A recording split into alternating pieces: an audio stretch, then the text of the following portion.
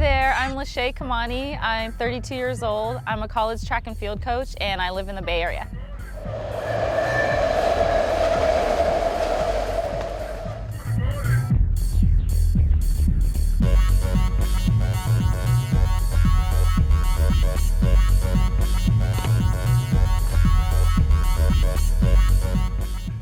My name is Chris Ross. I'm an athletic trainer, and I was born and raised in South San Francisco. I have never been to Tibet before. No, I've never been to Tibet. Whenever I hear the word Tibet, I just think free Tibet. Like those two words have always gone together, just from bumper stickers and free Tibet concerts and stuff, and that's pretty much all I know. I mean, when I first hear about Tibet or someone talks about Tibet, I mean, the first thing comes into mind is Buddhism, spirituality, temples. I expect on this trip just to kind of be surprised. I really have very little expectations because I know so little about Tibet. I'm trying to go into it with fresh eyes and not to look for something specific. I want to be exposed to a brand new culture and to learn from them. I hope to gain from traveling to Tibet just a better sense of that whole region of the world. I mean, I've actually never been anywhere in Asia or India or anything. I look forward to seeing their culture, from the big things to the small things like their food. I also look forward to seeing the landscape and nature of Tibet. I'm not worried about how high the altitude is. Whenever I think of high altitude, all I think of is like, ooh, cool, I'll come back and I'll be in like really great shape. I should probably like schedule a 5K right when I get back. I'll be taking altitude sickness medication, but I've heard pretty bad stories about it, so hopefully that won't put a damper on the trip. We'll be taking a train to Tibet and we'll be spending about 10 days there. I am so excited about riding the rails to Tibet. I don't even know what to do with myself. But I heard that they built this new train, and I know it's a long train ride, so I'm sure we're gonna see like all different types of terrain, and I know it's high altitude, so I'm really excited to see like the mountains. I'm definitely excited about going to Tibet. I seriously cannot wait. I'm so excited to go to Tibet. Let's go. Let's go already. Come on.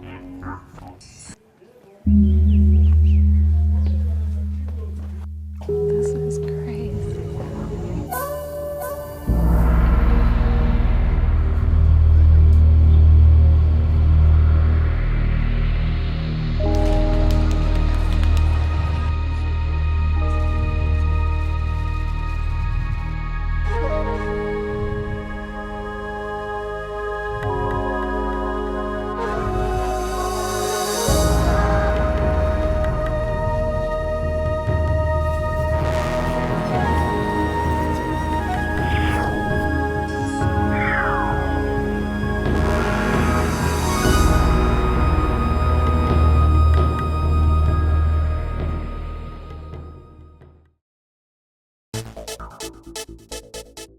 The journey to Tibet starts from SFO. You take a 12-hour flight to Beijing.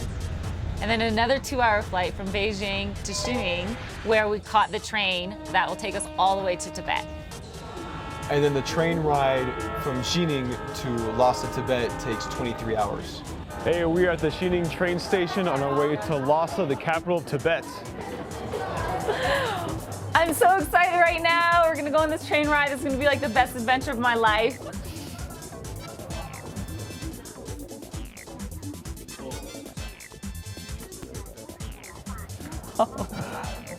Wow. Wow. Well, I didn't expect it to be like this. Oh, yeah, I just can't wait to sleep and just relax and enjoy the train ride. And when we woke up, it was daylight. And so you look out the window and immediately You see the earth in a way that you haven't really seen it before. One minute it looks desolate, it's like a desert. The next it comes into mountains, ranges that are just so high that the peaks are covered by clouds. They're lush, 1 second full of green. it looks like Mendocino Valley in the middle of spring. And the next second, they're treacherous and they're jagged and they're rocky. There wasn't really like a lot going on. It's just like nature forever. I think the biggest thing that I noticed was back at home, and maybe anywhere in the States really, if you find a countryside and you drive through it, and there's a city you'll pass, and then you go again, and you're back in the country, and there's another city you'll pass. But with here, this is never ending. It just keeps on going.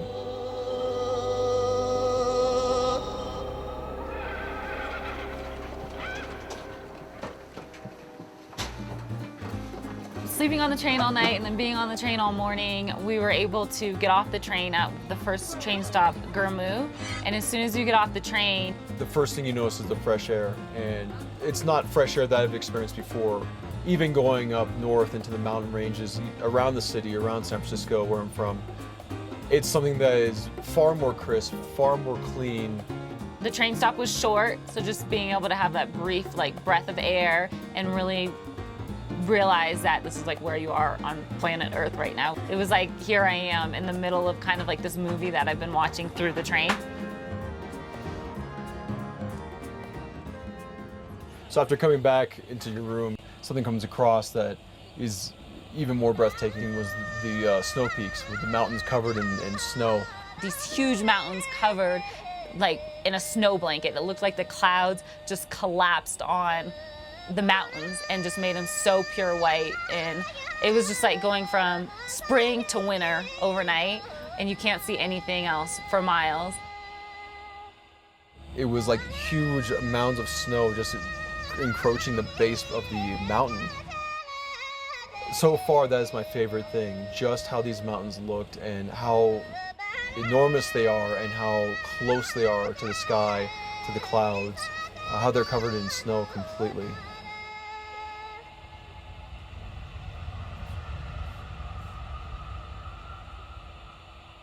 After spending some time looking around, we have lunch. And we had lunch in the dining hall on the train, and they served us rice and several Chinese dishes. I'm not too well versed in Chinese food, admittedly, so everything was new to me. I think Lache, she had a better experience because she's more familiar with things. For me, it was kind of I have no idea what I'm getting myself into. No bueno. The first bite. Right, crunch right into that fat. Yeah. I mean, okay. The flavor's good, just that texture kind of hit me. I was so surprised how fresh the food was being on the train, and there was lots of vegetables and meats, and the dishes were all very flavorful, just not like what you would expect on a train, but it was exactly kind of what I expected Chinese food to taste like. Teriyaki type of chicken base? Yeah, it kind of tastes like teriyaki. Mm-hmm. Yeah, it's sweet, a little tangy. This is very familiar. Yeah. This feels like something I've had before.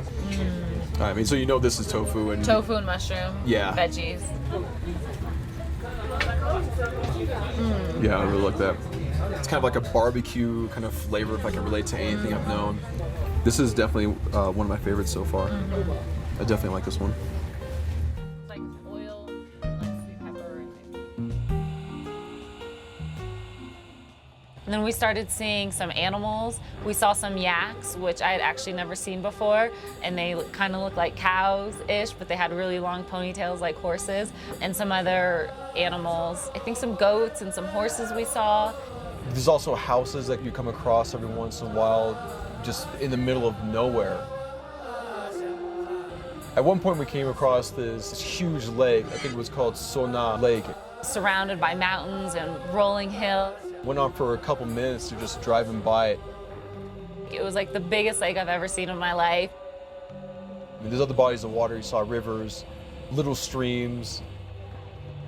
So as we're on the train, we're slowly climbing up to 14,000 feet altitude.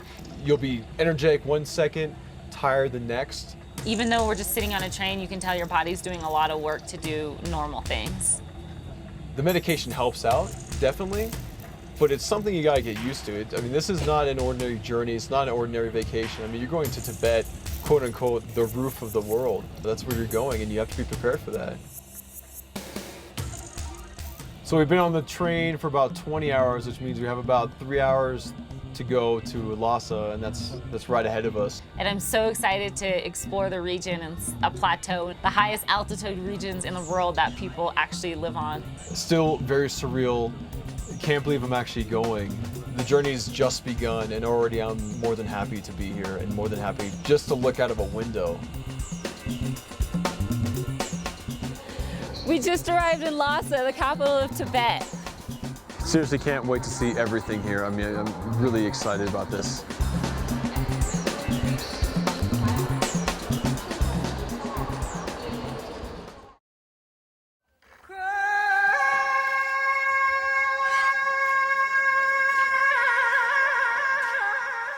Our first day in Tibet, and we're going to visit the Sera Monastery.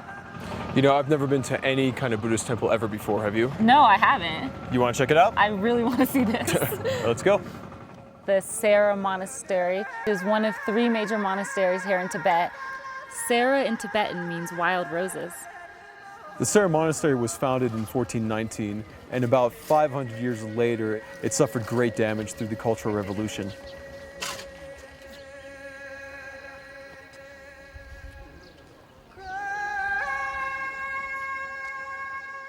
Walking into the Great Assembly Hall, you open the curtains, you don't know what to expect.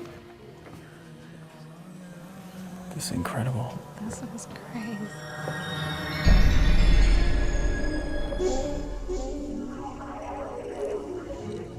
Right when we walk in, we see aisles of prayer beds.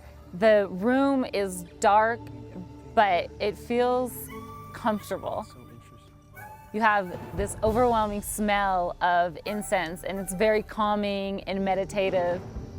You notice the smoke from the candles, the heat from them as you walk by them. The tapestry, the amount of detail on the artwork inside is incredible. There's several layers to the drapes. The amount of detail in the assembly hall, you really have to look for it.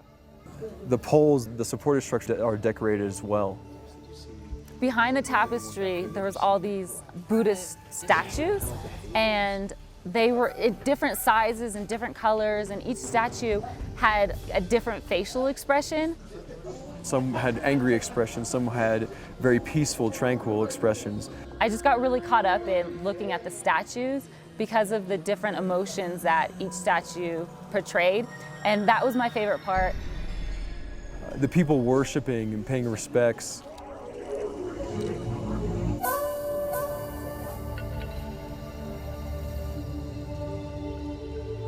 Once we left the assembly hall, we went on to the debating courtyard.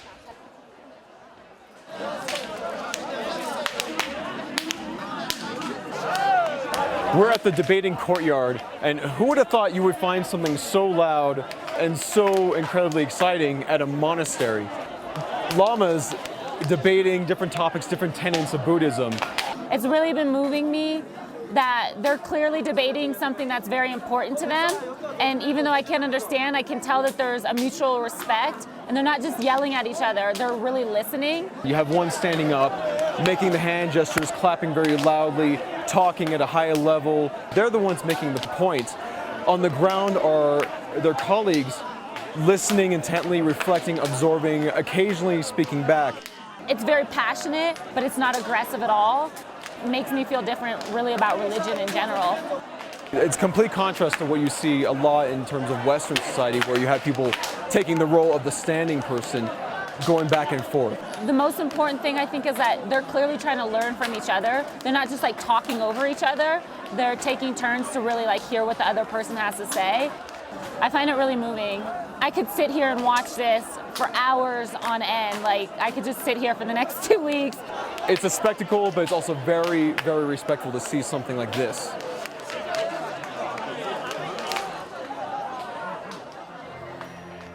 So this is my first day in Tibet, and I was warned, but I have been feeling very nauseous because of the altitude. It's 13,000 feet here, and home we never really go above 3,000 feet, to give you an idea. So I've been feeling extremely nauseous, tired. Walking up the stairs and the gradual hill to the monastery and then back down to the courtyard was so exhausting. So I encourage you to come to Tibet, but be prepared.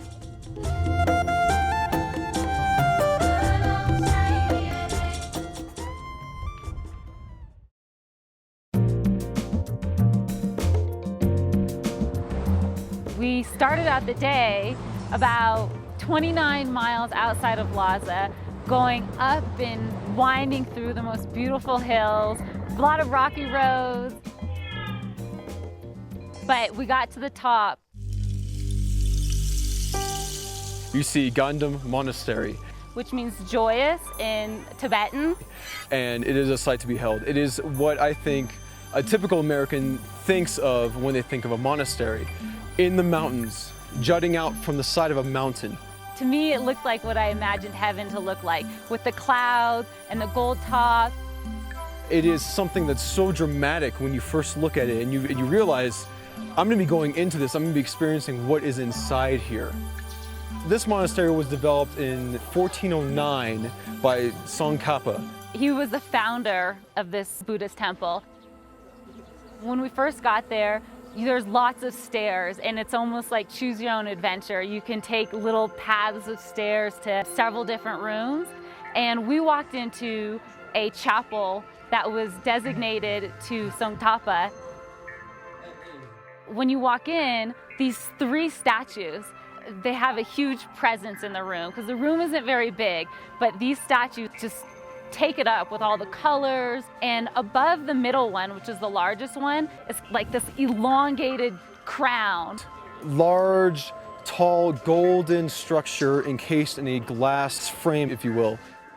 What they do here is the Tsongkhapa's ashes and his skull are rested there. So people come in to pay their respects. When you look at it, it definitely affects you. The candles are bringing heat to your face. The structure is large and it's imposing upon you. And also the silence and the people making gestures of respect to it.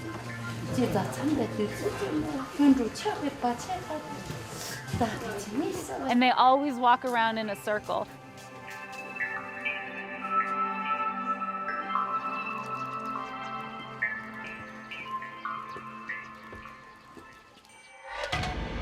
The second place we went to in Ganden was the Great Assembly Hall.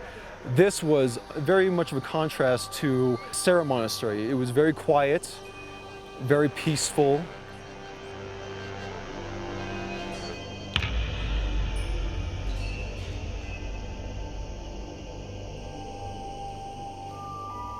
And then we went into the Golden Chapel. You go up into the back end of the assembly hall. You walk up this narrow staircase, very tall. You go up to this small room.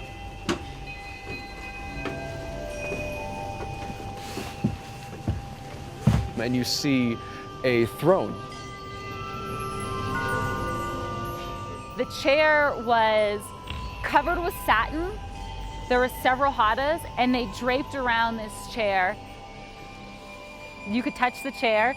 And this chair was so special because it was for the highest rank of monks, and only 96 monks in the history of Tibetan Buddhism have been able to elevate themselves to the rank where they are able to sit on this.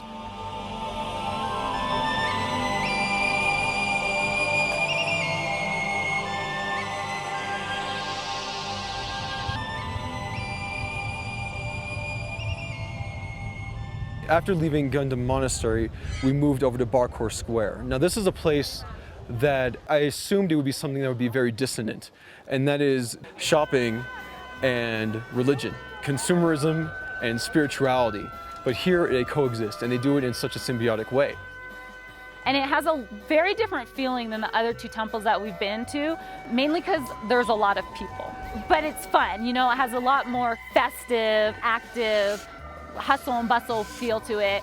First, you enter Barkhor Square, you notice these big-bellied incense burners. I mean, the incense is billowing out of these things. In the back is Jokhang Temple. Everything looks just as spectacular. So much detail.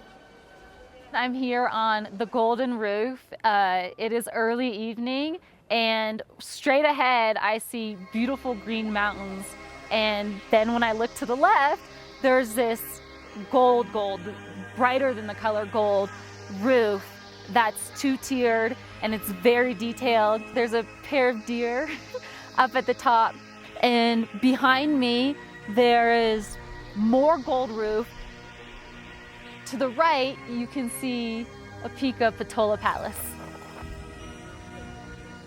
This monastery is kind of the heart of Tibetan Buddhism. If you think of Sera Monastery and Ganden Monastery being developed in the 1400s, this monastery here was developed in 640. This monastery was the seed of the 4 branches of Tibetan Buddhism. And they teach all of them here. And this was also the very first temple in all of Lhasa. We went into the Great Assembly Hall, and the feeling of this place is a little different from Sera and Ganden. This assembly hall was more of a procession line, where you walk in a clockwise fashion. You cannot touch things as much or get close to them. There were so many people, a totally different experience because there were so many people you weren't necessarily able to look at what was directly in front of you. So you were kind of forced to look up in the ceiling or afar on your toes. It definitely has a feel of an observer, like you are separate from the actual structures. One thing that was incredible was the age of the assembly hall. The wooden rafters that are carved and decorated, the paintings, every little intricate thing there is an original, and they're close to 1,400 years old. And being in the United States, that's only been around for over 200 years. It just has so much history, and everything here is older than any building I've ever laid my eyes on in the United States before. I was able to go into what is known as the most important chapel, the chapel of Sakyamuni. The heart of the monastery here. And it was something that I was able to really, truly be a part of.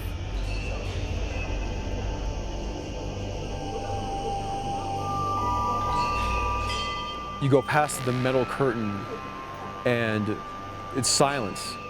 The crowd fades away and you're left with just statues, candles, a feeling of fulfillment with what you're experiencing. I went around twice, paid respects twice. It was something that I will not forget, and something that I'm very grateful to have the privilege to be a part of. True Tibet. To be educated. Yeah. So I don't know how to this true balance. Yeah. Balance. Yeah. Seems This problem. two different. One thing that I really, truly loved was interview a monk. He was very encouraging of our curiosity about the culture and about the lifestyle of the monks.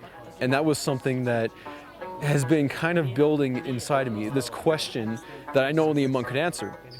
How do you feel about the modern world coming closer to the temple? So I told you they have two. Yeah. I don't know better or bad. No? Yeah. So one is He brought to my attention that it's a duality. What he explained basically was that it's great that people are coming in here, that they can learn about Buddhism, that it can spread the word of Buddhism, that it can spread the word of the culture, but also that he hopes to do it in a respectful manner, that it's not going to damage this both physically and also contextually. And I was very happy to be enlightened to that, extremely happy. Now we've been to 3 monasteries. So one of the questions that I asked the monk was, how did monks choose which monastery was going to be their home base? When families want their children to be monks, they have to reach out and find a teacher and find somebody who will take their child in and teach them the lifestyles and the philosophy. And so once you find that teacher, then your child goes with that teacher. Then you go to the monastery where that teacher does his teachings. He said that he's been coming to this temple every day for 30 years, so he's really been able to see it evolve. He was like, now, because of all the offerings from the tourists, monks are much richer than they used to be, money-wise, but they don't have nearly as much knowledge. As in before, when people did not come, they depended on their families and the community a lot for their basic needs, so they are considered poor. But they were very rich in knowledge because they spent all their time learning philosophies and debating with each other. So I thought that was a perfect summary of the conundrum of modern day life everywhere, even back home. That really stood out to me. Well, thank you very much for allowing us time. Good Thank luck. you. Thank you very much. Oh, good. Thank you. When we finished our conversation, we were able to take a walk around, and one of the things that he showed us were these prayer wheels. They had characters that went all the way around him in 2 rows. And one of the things that we asked him was what the characters meant. And he said it was similar to the things that we heard them humming in the temples, but much more expansive. It was infinitive. It went on forever. And it's much more significant, much more effective, if you will, than just repeating it on your own vocally. You can pray multiple times, and hopefully that will bring you happiness and joy. And it did for me. If not in the moment, then hopefully in the future. And I got to chase a yak at one point, which is my dream fulfilled. So I was very happy about that.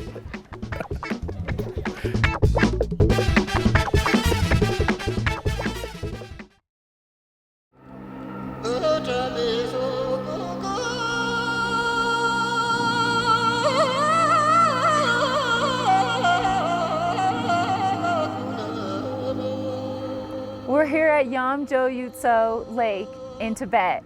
It means Swan Lake in Tibetan, and to me, it's utopia. We drove for an hour and a half, which is 63 miles from the city of Lhasa, winding up through the mountains. We first stopped at a summit of a mountain about 16,000 feet high. And at first, this lake was covered by, I would think, fog, but it might be a cloud depending on how high you consider this lake to be. And through the cloud as it broke, you saw a beautiful blue. And it's something that I've only seen rivaled in something like Lake Tahoe, one of my favorite lakes. It is the deepest turquoise, like the Caribbean Sea, but you know you're not in the Caribbean because of all the mountains around. All around us are huge mountains. They look like carpets of green, almost moss, but something that you just want to run on them forever, jump on a horse, go on a long run. I read that ancient Tibetan mythology talked about how there were vengeful, wrathful deities that lived here. And first I thought, how could they even think that? It is so peaceful. It is so inviting. There's nothing treacherous about it. But then if you take a second and really look at it and get past the amazing blue color and the rolling hills that border it, and you take a look at the sky and this chaos above you and how they're so dissonant and how they're but perfectly balanced in a way, you can kind of get an idea of how that would create this imagination or this idea that yes, there's something happening here, something more than you can understand. Yamzho Yumco is one of the 3 Great Lakes in Tibet. It's 45 miles long, so I haven't seen the whole thing, but it's shaped like a fan. When pilgrims come here to visit, it takes them 7 days to circumambulate clockwise, traditionally, around the lake. This lake does create the largest power station for Tibet.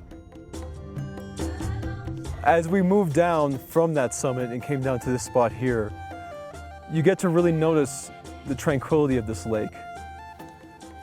It's something that I think any artist, anyone who meditates, or just even a casual traveler should see and be inspired by. It looks untouched.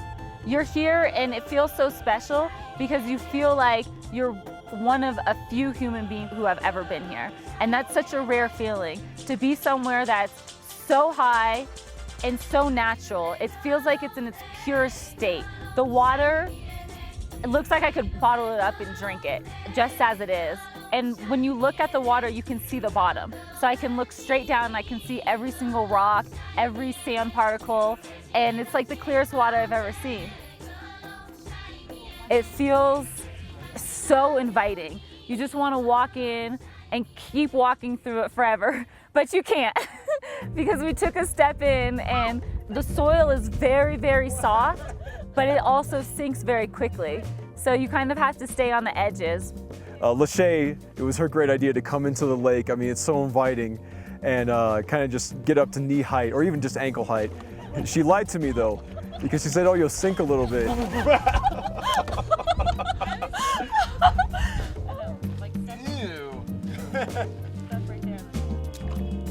Oh man, it is cold. Oh! When I got in there, it's like quicksand. I was sinking all the way up to my knees and I actually got stuck. It was a lot of fun. Man, that is so gross.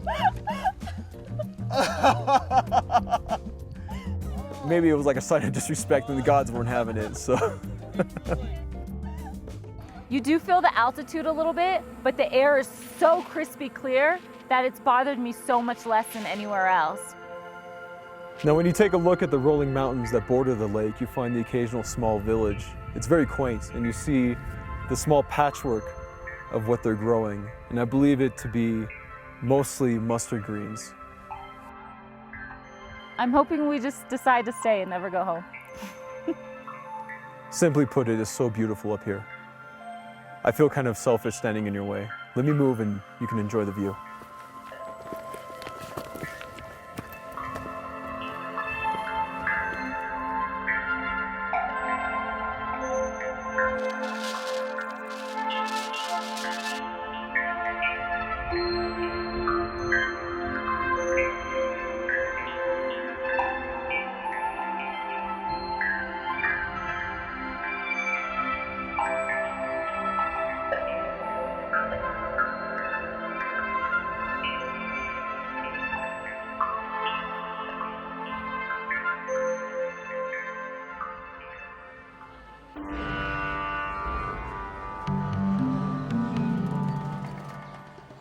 Tonight we came to Lamu restaurant, which is a traditional Tibetan restaurant.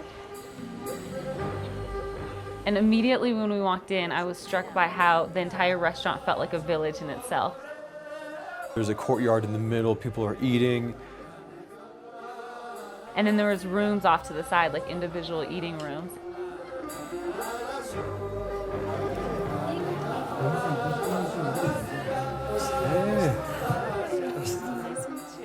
Immediately when we came, we were greeted and received hadas by the restaurant owner.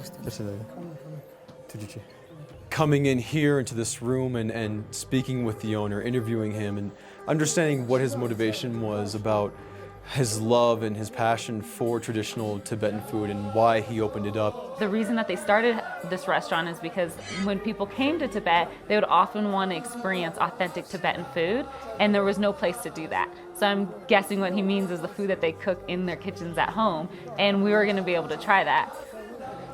And the owner told us that he opened up this restaurant about 9 years ago. Before we sat down to eat, he allowed us to go into the kitchen. This is a kitchen. This is smoky. It's loud. Crazy. Look at everything going on. This is really awesome. Chris and I walked into the kitchen. It was just total chaos. The smoke, the fire. And there were so many chefs. That's what really caught my attention. A lot of female chefs too, I noticed that. We walked in and we got to walk around right past the ovens. I was kind of scared there because there was stoves and there's huge open flames. Coming back into this private room. And they started bringing out the food just one by one. There was the lamb's head, the blood sausage.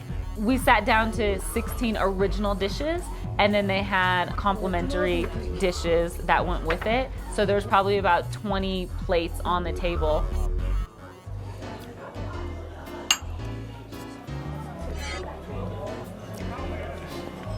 I like it. It has a very eclectic taste. It's crunchy, yet in the inside, it's floury. It's a mild taste, almost like, kind of like a potato, I would say. It's a sweeter flavor than a potato. This is cow tongue? Yeah. Okay. Cow tongue. This is a first for me. I can't lie, I'm a little nervous about this. This is definitely gonna be an experience. I'll take this thin piece right here.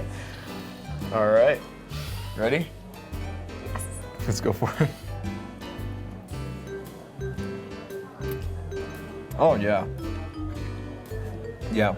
Wow. It's fatty. It has a lot of flavor to it. It falls apart really easily. The texture is really, really pleasant. It's not at all crunchy or gristly. It's not. It tastes like the best part of a lamb. Okay, so I'm gonna go ahead and dip it.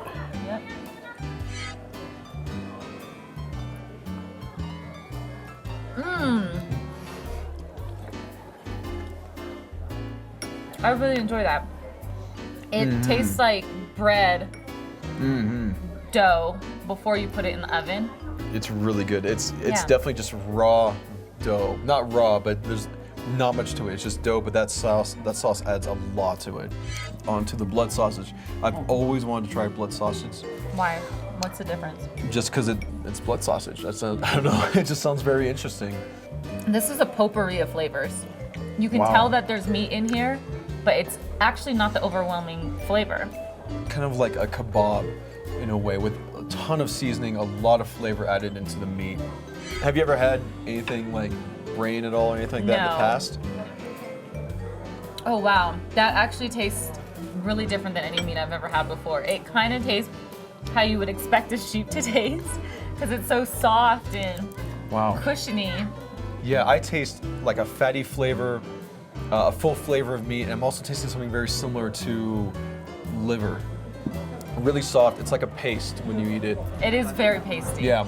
We have seen a ton of yaks Yeah. here, and here it is. Yeah. Yak butter. Yak butter tea. Tibetan yak butter If tea. you go to Tibet, you have to have something with yak in it. That's true. All Ready? right? I'm more than ready. It tastes like, to me, a light caramel flavor. It tastes to me like if you were to heat up butter. Okay. Yeah. It's with thicker. the hot It is thick, It's, yeah. Yeah, it's very oily and Wow. that's interesting. I'm glad we gave that a shot. Moving on into the traditional part of enjoying the wine and doing the dipping of the finger and the flicking, sipping 3 times. You may not understand why you do this, but just being a participant adds a lot to that.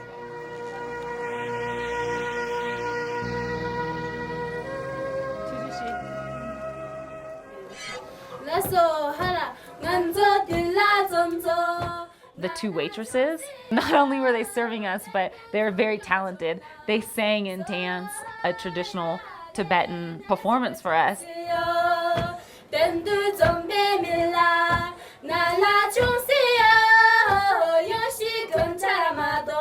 And it makes you feel like family, because that's, I think, one of the best parts about eating in someone's restaurant, is feeling welcome and feeling a part of their customs and traditions.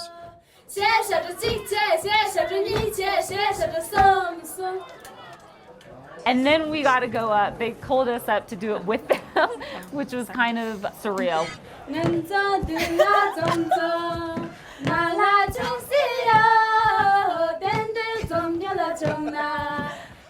When we were up there dancing with them, I was just looking around and thinking, you know, I hope I'm not making a fool of myself.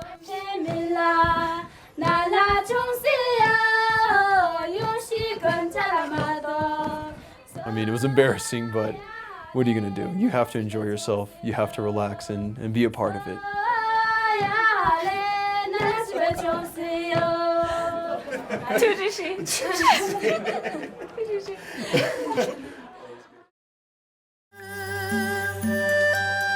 Yesterday we trekked from the city of Lhasa to Bai town. It was 250 miles, but it took us almost 11 hours. Long trip. Never a dull moment, let me tell you. I mean, half the time you're barreling down like residential roads, like at freeway speeds, dodging yak and sheep left and right. And then, of course, then you have the scenery, which is constantly changing. It's always entertaining to look at. We were in the car for a really long time, so that never got old, but we did have to stop to make a few pee breaks. And at one of the stops, Kind of like an opening in a field where a couple of Tibetan horse owners were renting rides to people. and I was able to get on a horse and canter it around in a circle, which was super exciting. And it was so nice to actually ride, which is like one of my passions here in Tibet. But it was also so great just to have the freedom to get on and ride. I felt like I was at one with the earth, just galloping a horse without a helmet. I haven't done that probably ever in the United States.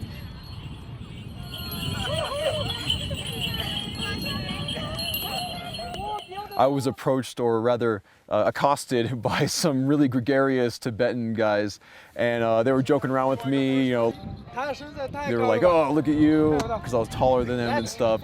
Thank you. Oh yeah. Yes. Oh, thanks. And they challenged me to some push-ups. I arm wrestled one of them. It was actually pretty cool because, you know, you can get along with people with such a huge culture gap. Hanging out with these dudes, and it's just a great time. I think one of them wanted to keep my sunglasses, but I was gonna trade him. I think it was like maybe yak for vest for that, but he was cool, so I kind of lost out on that deal. Cool, dude. Thank you.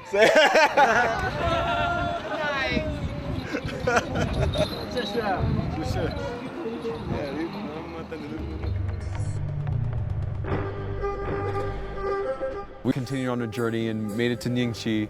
Immediately what you notice is prayer flags everywhere. I mean, the mountains look like they've been decorated by some kind of fantastic spider. It's just all over the place.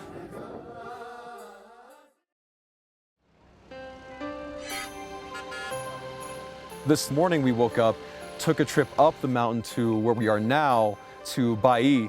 We actually looked at all the prayer flags, got a better view of the place, of Nyingchi. But also when you're up here, you get a sense of how many prayer flags there are. This isn't something that was a project that happened one time where somebody came up and put a whole bunch of prayer flags. It's something that's continuous, and it's part of the culture and part of the community, and people are constantly coming up here and refreshing the prayer flags.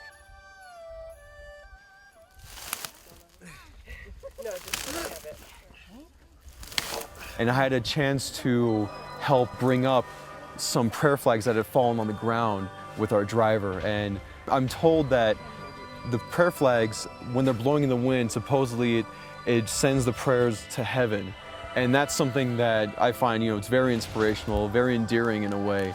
Just having an opportunity to help, who knows, whoever set up these flags, I don't know these people, just having this opportunity and taking it and setting up their prayer flags that had fallen on the ground. Something very simple, nothing really involved.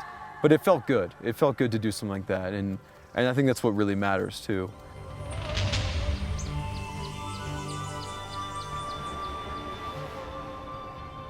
Afterwards, we headed over out of town, out of Nyingchi, or rather to another part of it, to a more rural part, and met Nima, a local farmer who grows mushrooms. And it was kind of set up like a greenhouse, and these mushrooms were not normal mushrooms. If you looked at them, they were growing in the ground and they were translucent, and there wasn't a lot of them. The whole row would only have 30 mushrooms for a row that was 10 feet long, so you could tell that they were really special. He explained that it takes about 3 months for them to grow. A single spore can last for 3 years.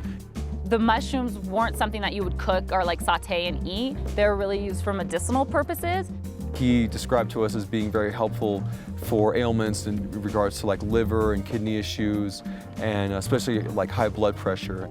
And although the primary consumer are tourists for these because they're grown in such a pure and unpolluted environment, he donated to local people.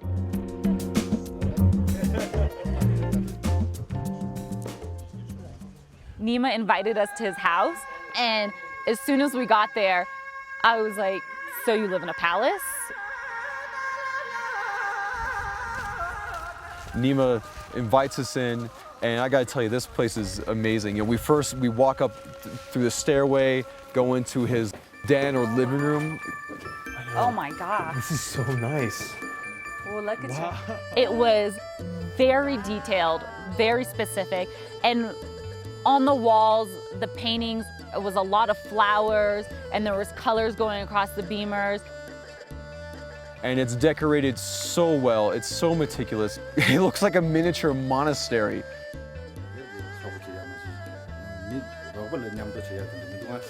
He talked to us about the living room and how he had built the house just in 2008, which was so surprising to me because I completely appreciated that even though the house was built recently, there was such a commitment to tradition and detail and quality. The house did not feel like it was built in 2008. That blew me away. He only became wealthy just within the last 10 years.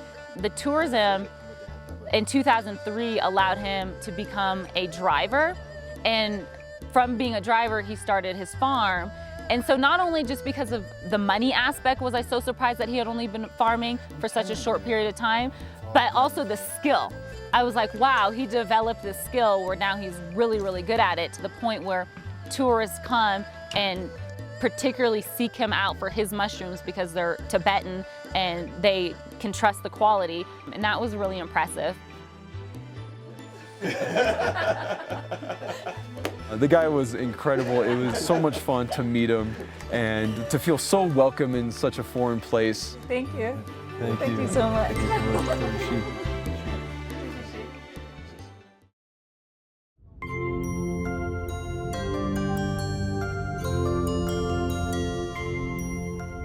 Well, today I find myself in Lulang Forest, which is just about 2.5 hours southeast of Nyingchi.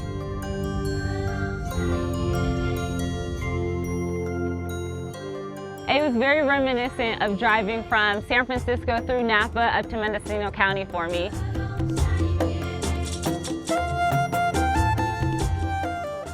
The first stop we made was at an observational deck. And then you go down these stairs and you think that you're gonna kind of like walk into the forest, but then there's just like this huge lookout. It extends into the mountain range. And you find that you're actually surrounded by the mountain range, you're enveloped by it. It was really dramatic seeing clouds just colliding with mountain ranges. I mean, it's all over the place. They're just carpeted with clouds.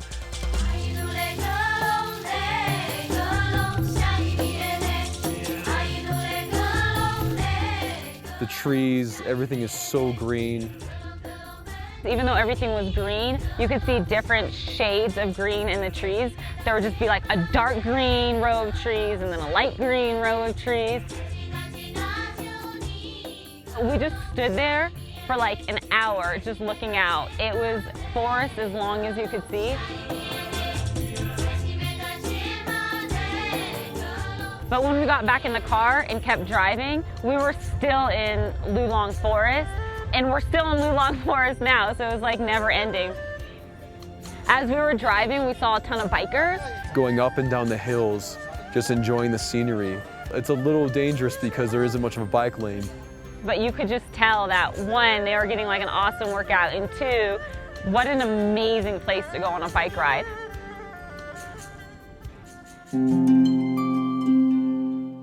The second stop we made was another observational area. And as you're looking out, you're able to see some small villages in the distance, and it reminded you of something that I've really only seen in Europe.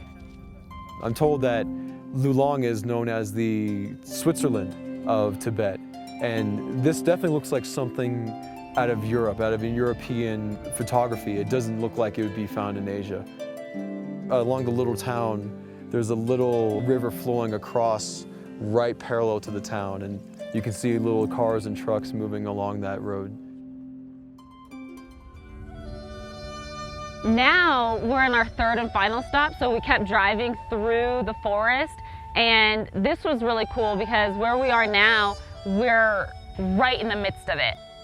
We came into this last part of the forest and drove into this village.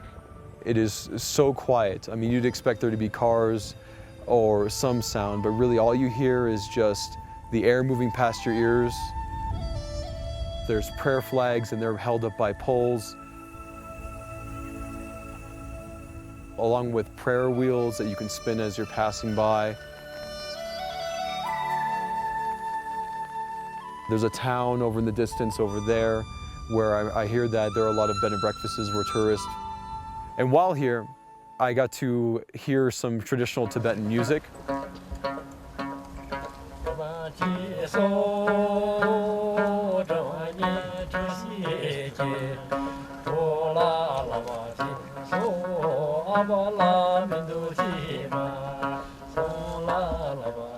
We met two Tibetan men who were musicians, and one of them had an instrument.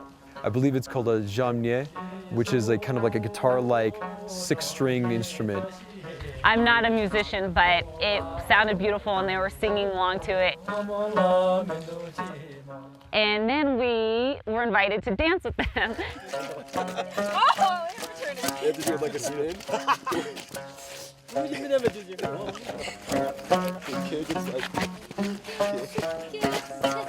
Yo. Yeah. Ah. Tojichi. The two gentlemen with the jamye invited Chris to play a little bit. For me, it was pretty odd to play. I wish I had more time to learn. I was kind of clumsy playing it. Just to get my hands on that was a lot of fun. I think it was a once-in-a-lifetime opportunity, and personally, that made my day. It really did.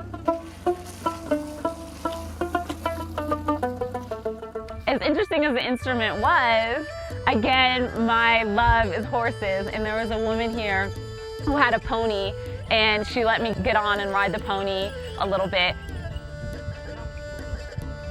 One thing I noticed, and as I'm spending more time here, and specifically in Lulang, is how lush this landscape really is. You think of Tibet, you think of something barren, snow everywhere, kind of a harsh landscape, but this is just carpeted with greenery.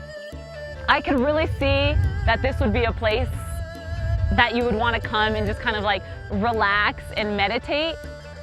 I'm told Lulang, roughly translated, means the place that will make you forget your home. And after experiencing this scenic landscape, I can understand that.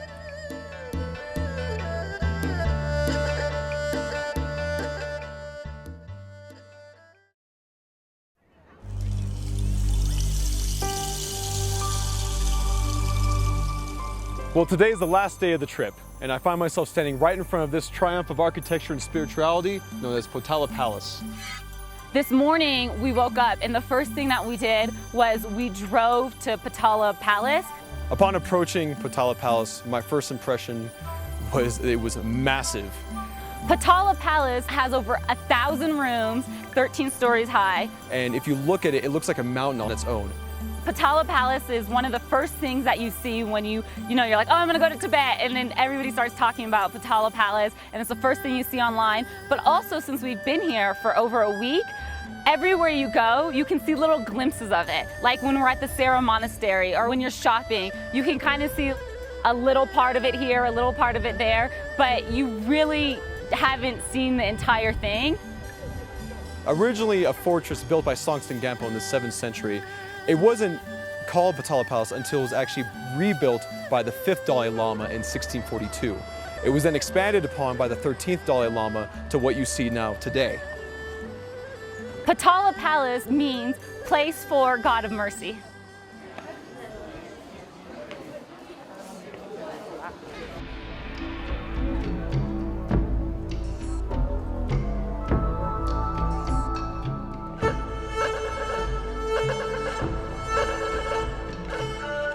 So I first entered Potala Palace through the courtyard. Walked up a very narrow staircase right into the White Palace. I understand that this part of the palace is more of a political part of it, where the Dalai Lama would meet foreign dignitaries, read scriptures, and even have space set aside where he would study as a young boy and with a scholar. And to me, that was something that I had not seen before, because monasteries up until this point have been very ornate, very grandiose. This part was very humble. Walking through small rooms, seeing his bedroom, seeing his meditation chamber was kind of getting to the heart of how a Dalai Lama lives. Moving on, we went to different parts of the Red Palace, which we saw a part dedicated to the 6th Dalai Lama. He was known for his romance, which is so great. And because there's so many scriptures all over the place, in the walls, in the palaces, it just makes me so eager to go and do some research and find out how romantic this 6th Dalai Lama was. The 8th Dalai Lama, which we saw the tomb for, which had been there since 1805, he was called the Radiance of Gold. And his tomb had 385 pounds of real gold. I went on to the heart of the palace. There was a part we couldn't actually go into, but there was a statue of the God of Mercy. And legend has it that this little statue wasn't very big, was not carved out of wood as you would assume. The wood was actually grew into the statue on its own, so it's very mysterious to consider that. Moving on into the chamber which housed the tomb of the 5th Dalai Lama. This tomb was wrapped in gold. It had 18,000 unique gems placed strategically throughout the tomb. I learned that the 5th Dalai Lama was actually mummified and placed inside his tomb. And even more so, that's actually reoccurring through all the Dalai Lamas in their tombs. I had no idea that mummification was part of Buddhism. We were able to walk around the palace and we were able to go onto the top floor. I am on the 13th level of the Potala Palace. No media has been here since 2007, so I feel beyond blessed and lucky and just overwhelmed with the beauty. This place is like the epitome of the word palace. It's everything spectacular that you could imagine.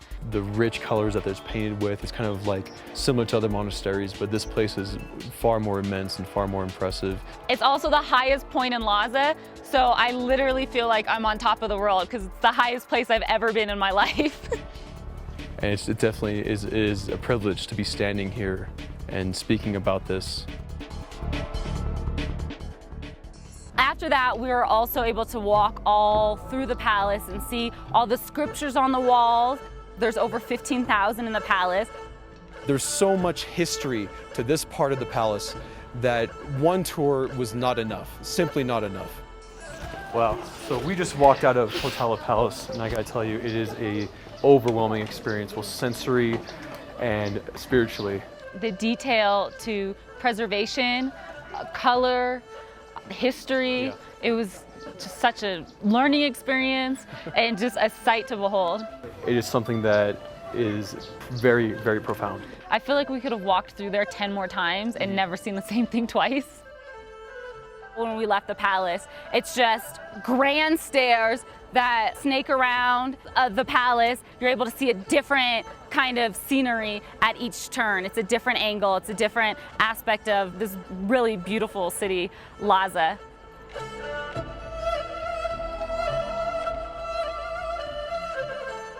This trip to Tibet exceeded my expectations on every single level. One of the first things that I noticed was just the diversity in terrain. The only expectation I really had was that I was looking forward to seeing something that would move me and that would be genuine. On that level, hands down, it did meet my expectations. It exceeded my expectations. Narrowing down my highlights of this trip in Tibet is so difficult, but definitely one of the things that pops out in my head is the monks' debate in the courtyard of the Sera Monastery. That was so heart-lifting. It was a great time, and it shattered what I thought a monk really is. At the end of the trip, I feel fortunate for infinity. This will always be with me.